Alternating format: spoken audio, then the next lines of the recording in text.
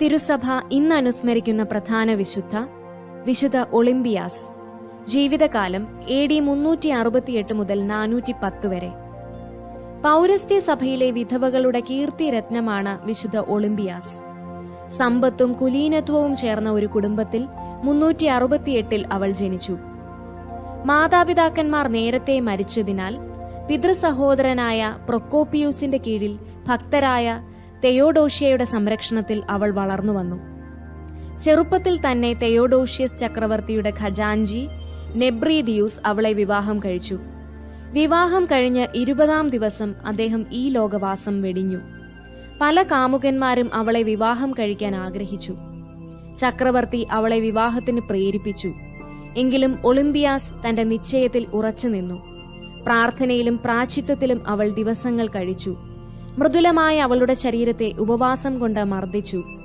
എളിമയും ശാന്തതയും വഴി അവൾ സ്വന്തം ഇഷ്ടത്തെ ക്രൂശിക്കുകയും ചെയ്തു. തന്റെ ഓഹരി തിരുസഭയ്ക്കും ദരിദ്രർക്കുമായി അവൾ ഭാഗിച്ചു കൊടുത്തു. വിശുദ്ധ ക്രിസോസ്റ്റം, വിശുദ്ധ എപ്പിഫാനിയൂസ്, വിശുദ്ധ പീറ്റർ സെബാസ്റ്റ് എന്നിവരെല്ലാം അവളുടെ വിശുദ്ധിയെ സമാദരിച്ചതായി കാണുന്നു. വിശുദ്ധ ക്രിസോസ്റ്റമായിരുന്നു ഒളിമ്പിയാസിന്റെ ജ്ഞാനപിതാവ്.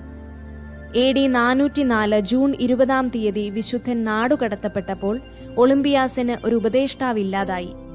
ഒപ്താത്തൂസ് എന്ന പ്രീഫെക്റ്റും അർസാസിയൂസ് എന്ന ശീശ്മയിൽപ്പെട്ട ഒരു മെത്രാനും അവളെ കഴിയുന്നത്ര ദ്രോഹിച്ചു. വലിയൊരു പിഴ അവൾ കിട്ടു. അവളുടെ വസ്തുവകകൾ അന്യായമായി ലേലം വിളിച്ച് വിറ്റ് പിഴ ഈടാക്കി. അവൾ സ്ഥാപിച്ച മഠത്തിലെ കന്യാസ്ത്രീകളെയും അവളെയും മഠത്തിൽ നിന്ന് ഇറക്കിവിട്ടു.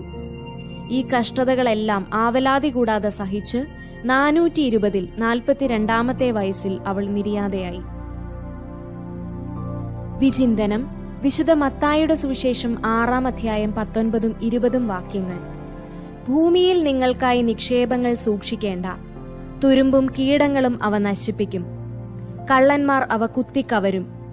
സ്വർഗത്തിൽ നിങ്ങൾക്കായി നിക്ഷേപങ്ങൾ സംഭരിക്കുവിൻ. അവിടെ അവ നശിപ്പിക്കുന്നതിന് തുരുമ്പോ കീടങ്ങളോ കുത്തിക്കവരുന്നതിന് കള്ളന്മാരോ ഇല്ല.